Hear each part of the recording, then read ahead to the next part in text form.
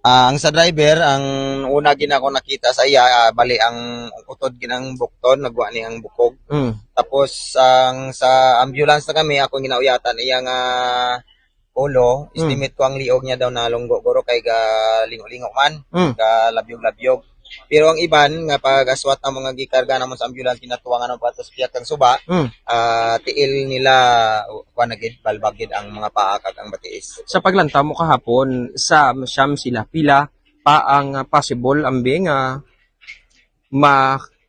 may consciousness o kung nagahulag pa o As a statement sang kaupod ko nga barangay responder, nga isa man ka konsyal, kag sila ni kapitan, kay sila man ang nauna sa area, kag ang isa ka concerned citizen man nga ari lang sa lapit, ang duwa ga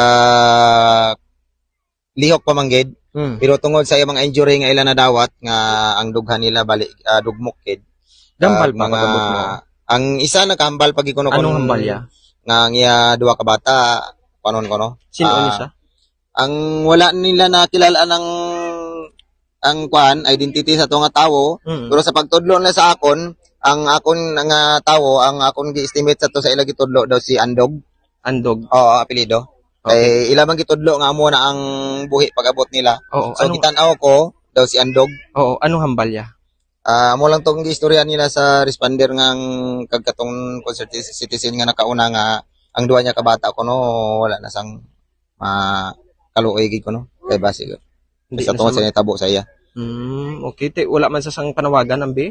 Wala na ko sir kay amo lang man na igi-istorya sang concerned citizen pod nga nauna da sa Oo. area. Kaluluo yung iya bata. Mm. Mo nang iyang Oo. buligan, ano man.